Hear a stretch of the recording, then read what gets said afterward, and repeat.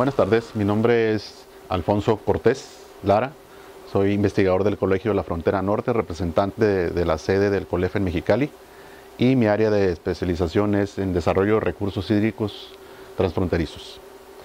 En esta ocasión pues vamos a platicar un poco con ustedes sobre lo que venimos o lo que podríamos entender de la cuenca del río Colorado en términos históricos, de la formación, de la naturaleza de la cuenca del río Colorado.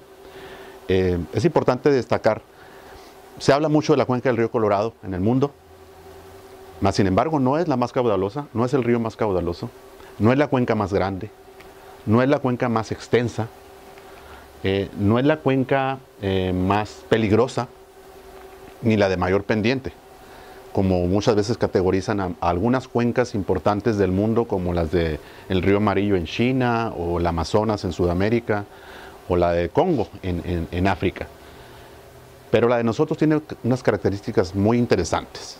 Primero, que es seguramente la cuenca que más competencia tiene entre los diferentes usuarios de la misma.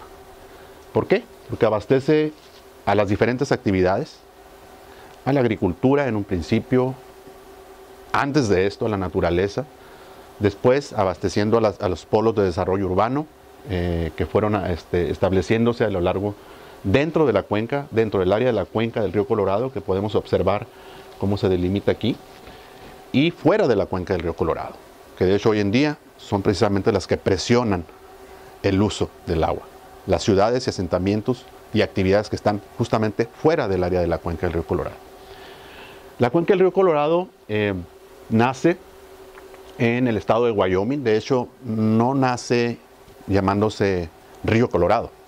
La primera corriente superficial donde nace, donde empieza a escurrir de las montañas rocallosas, de hecho se llama el río Verde. Es el río Verde que después se transforma, es una aportante de la corriente principal del río Colorado, ¿sí?, para empezar a fluir en dirección noreste-suroeste para desembocar en el río Colorado. Recorre más de 2.250 kilómetros, cerca de 2.300 kilómetros desde las Rocallosas en Wyoming hasta el Golfo de Baja California, el Mar de Cortés y nuestro delta aquí en México. Esta cuenca administrativamente en la actualidad se divide en dos partes y posiblemente podríamos hablar de eso posteriormente, porque la conocemos como la cuenca alta y la cuenca baja. Pero como ente natural, eso es una cuenca, es una zona de recepción de precipitación, de capa de nieve que se escurre, de almacenamientos y de distribución. Aproximadamente fluyen en ella de una manera muy variable, como podemos observar en este gráfico, a través del tiempo geológico. Esa es una de las principales características de nuestra cuenca en el río Colorado, su alta variabilidad de flujo, porque también tenemos una alta variabilidad de acumulación de la capa de nieve. La capa de nieve es la que determina el volumen que se escurre y hoy en día el volumen que se almacena, y por lo tanto el volumen que se abastece al campo y a las ciudades de Estados Unidos, de los 7 estados de la Unión Americana y a México. Yo podría remontarme a la historia moderna, un poco más moderna.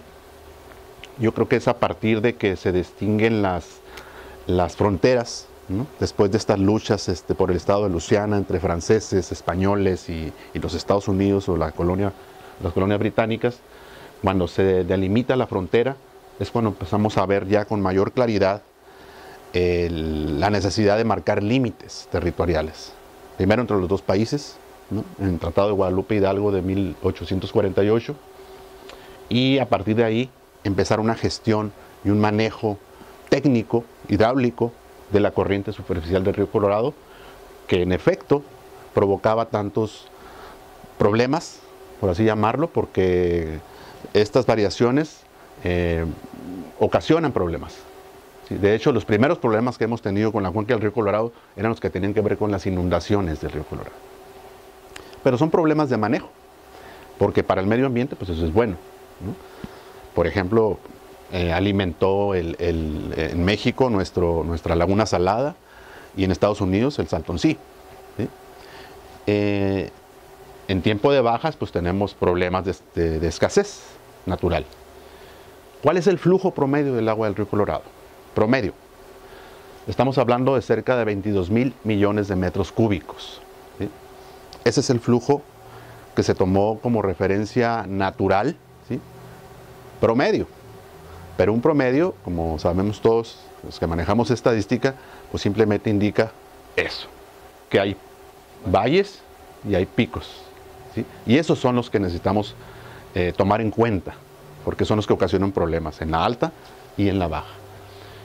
Para los tiempos que se formó esta división en 1848, también surgió la Comisión Internacional de Límites. Hoy en día la Comisión Internacional de Límites y Aguas. En 1848 la idea era dividir la tierra, dividir los territorios. Pero muy poco tiempo después se empezó a ver la necesidad de controlar este río Colorado, este río que gana su nombre precisamente por el gran arrastre de sedimentos que le da un color, de hecho, rojizo, ¿no? Y de ahí viene lo del Colorado. Y teníamos la necesidad entonces de empezar a administrarlo, y por eso 40 años después del Tratado de Guadalupe Hidalgo, en 1889, ¿sí? 41 años después, hubo la necesidad de formar una comisión internacional de límites y aguas, para ahora incorporar el tema del agua en la gestión a nivel binacional. Era muy importante este tratado, pero primero tenía que, o esta comisión, pero antes teníamos que resolver muchos asuntos. Estoy hablando de 1889, la convención de 1889, se interioriza este tema, pero después hubo otra convención, un poco más adelante, en 1906, cuando se presentó precisamente uno de los picos importantes hacia arriba, uno de los picos de abundancia de agua, porque en ese periodo tuvimos una problemática de abundancia, una problemática de inundaciones, una problemática de destrozos. Se hace esa comisión en 1906, porque tuvimos problemas de 1903 a 1905 muy fuertes, y se empieza a trabajar sobre cómo debería distribuirse de mejor manera el agua entre los diferentes usuarios de la cuenca. Repito, los 7 usuarios de la Unión Americana: Wyoming, Colorado, Utah, Nevada, Nuevo México, Arizona, California, y en el lado mexicano, pues México, en las partes de Sonora y en su parte de Baja California. Era importantísimo empezar a hablar de cómo controlar esos volúmenes, cómo administrarlos, que por cierto en aquel entonces era un volumen, digamos que del doble del que actualmente disponemos en el tratado que se firmó posteriormente en el 44. Pero bueno, en aquellos años eran otros momentos, menos población, menos actividad productiva, menos ciudades y desde luego menos polos de desarrollo urbano grandes como los que hoy vemos. Más adelante, como parte de estas recomendaciones, de estas comisiones, porque es muy importante subrayar el papel de las comisiones de orden binacional, como la SILA, se empiezan las recomendaciones de proponer una serie de acciones de ingeniería hidráulica, porque esa fue la opción principal para, digamos, tratar de controlar estas variaciones, ¿no? Estos picos hacia abajo y arriba. Bueno, almacenar agua para cuando tuviéramos escasez y controlar agua cuando tuviéramos abundancia. Entonces ahí nos lleva a una distribución.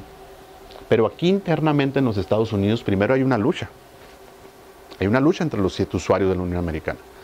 De ahí se genera una ley del río, que le llaman en Estados Unidos, en 1922, ¿sí? Porque primero tenían que distribuirse el agua ellos, ¿sí? Entre los usuarios de Estados Unidos. Claro, México ya tenía una asignación, repito, del doble de la que tenemos actualmente, derivado de la Convención de 1906, pero era un periodo de máximas avenidas. Estábamos acercándonos o estábamos moviéndonos hacia una época de bajas, como se muestra en esta gráfica. Aquí en este punto estamos hablando de 1933, 38, que por cierto es uno de los años cuando se registra una de las sequías más fuertes en Estados Unidos, y eso pues de nuevo prendió las luces rojas allá para tratar de empezar a ver cómo hacerle ahora para manejar el agua en tiempos de escasez. Si lo vimos en tiempo de abundancia a principios del siglo pasado, bueno, de 1901 al 6, a mediados, en los 30, en los 40, teníamos que ver cómo lo íbamos a hacer con la escasez. Y estos 7 usuarios hacen su ley del río. En esa ley del río se establece los compromisos que tienen ahora sí los usuarios de la cuenca alta, esos usuarios de la cuenca alta o esos estados usuarios de la cuenca alta, que son los que producen el agua del río Colorado en términos de naturales, ¿no? Porque es ahí donde cae la nieve, donde cae la precipitación en forma de nieve principalmente, donde se acumula la capa de nieve, y los estados de Wyoming, Colorado, Utah y una parte de Nuevo México negocian, ¿sí?, con los usuarios de la cuenca baja, Arizona, Nevada y California, cómo se iban a distribuir los volúmenes 50% y 50%, ¿no? Aproximadamente la mitad de ese volumen del que hablábamos. Y uno de los temas adicionales que surgieron en esas negociaciones internas en la ley del río fue: vamos a construir presas y vamos a tener que renegociar con México los acuerdos de 1906 para reasignar volúmenes a México, ¿sí? Ahora en base a este nuevo promedio que tenemos de volumen en registro, que ya no es de 22,000 millones de metros cúbicos, sino de 16,000 millones de metros cúbicos, porque estamos en una época de bajas. Entonces, a partir de aquí es cuando estamos negociando. Tal vez esa sea una de las características uno de los factores que está presionando hasta hoy en día las condiciones de distribución de agua, porque la negociación reciente, la que tiene que ver con el Tratado de 1944, en donde ya México es reconocido y se le asignan sus 1,850 millones de metros cúbicos anuales, que se le entregan alrededor de 1,600 en la presa Morelos y la otra parte en el lindero internacional sur, allí en San Luis Río Colorado, ¿sí?, en el canal Sánchez Mejorada. Pues se tuvo que reconocer que era necesario disminuir ese volumen para dejarlo en 1,850 millones, y también que había una cuenca alta con un volumen de disponibilidad similar al de la cuenca baja en Estados Unidos. Entonces, esa es la nueva era del abastecimiento, la nueva era del desarrollo de las presas. Este tema es importantísimo. Hubo un boom a nivel, no nada más en Estados Unidos, a nivel mundial, el desarrollo de las presas en los 30s, 40s, ¿sí?, porque aparentemente fue una época de sequía global, como la que hoy vivimos, justamente. Y entonces la solución era de tipo gerencial, de tipo de manejo de agua a través de infraestructura hidráulica, principalmente a través de presas, para almacenar agua, para regular el flujo y para hacer una mejor distribución. Entonces, en esta cuenca, y ahí es donde viene la importancia de nuestra cuenca del río Colorado, y digo nuestra porque somos parte de la cuenca natural del río Colorado, y repito, no la más grande, no la más extensa, no la más veloz, no la que tiene mayor pendiente, a pesar de que tenemos las rocallosas allá, sino el nivel de regulación que tiene la cuenca del río Colorado, con más de 30 presas o represos y una infinidad de infraestructura hidráulica. Dos muy importantes, que son las que, digamos, son las que determinan el gran flujo de la cuenca, que se ubican en el lago Powell, en Lake Powell, y en el lago Mead. Y ahí están las dos presas que regulan esos grandes flujos. Para el caso de México, nosotros dependemos totalmente de lo que ocurra en el lago Mead, en la presa Hoover, ¿sí?, que parte de este punto y que lo podemos ver de una manera más ampliada en este gráfico, ¿sí? Este es como un zoom, es un acercamiento a esa parte de la cuenca baja del río Colorado. Esta es la presa Hoover y las diferentes represos que existen, pasando por la presa Davis, la presa Parker, Palo Verde, Senator Wash y finalmente la presa Imperial, que es la última que está antes de entregarnos agua a México, en la presa Morelos. Entonces, este es el nuevo manejo relativo, es el que sigue rigiendo las condiciones de distribución, ahora en una nueva era de escasez. Una nueva era de escasez, porque regreso a este gráfico nuevamente, estuvimos en una era de escasez por un largo periodo, ¿sí? Digamos hasta los 80s, ¿sí? del siglo pasado. Tuvimos una nueva era de abundancia, de un periodo mucho más corto, ¿sí? A finales de los 80s, principios de los 90s, ¿sí? A mediados de los 80s, que nos provocó otro nuevo periodo de problemáticas de inundación del agua del río Colorado. Y principalmente las afectaciones fueron para México. ¿Sí? Sí es cierto, se nos llenó la laguna salada, el Salton Sea también tenía abundancia, porque pues primero está el distrito de Imperial, que entregaba en buena cantidad de agua para el Salton Sea. Teníamos desfogues al delta, era una cuestión natural que beneficiaba, ¿no? al entorno natural, pero había una problemática de inundación. Entonces, tenemos esta nueva era a finales de los 80s, pero a partir de ahí empieza una tendencia hasta hoy en día que no se ha modificado porque es un periodo muy prolongado de sequía a nivel de cuenca. Y es justamente en este periodo donde se cruzan ya las líneas de la oferta natural de agua y la demanda del río Colorado.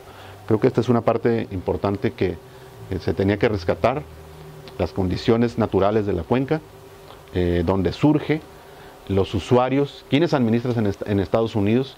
Bueno, pues es el Departamento del Interior, a través de su brazo técnico o sus dos brazos técnicos, el Cuerpo de Ingenieros de los Estados Unidos para el manejo de las presas y el Buró de Reclamaciones en los Estados Unidos. ¿Cuáles son sus contrapartes en México? Porque pues tenemos que hablar siempre de lo que pasa en el río Colorado. Pues es la Comisión Nacional del Agua, es el Instituto Mexicano de Tecnología del Agua o anteriormente la Secretaría de Recursos Hidráulicos. Esas son las contrapartes.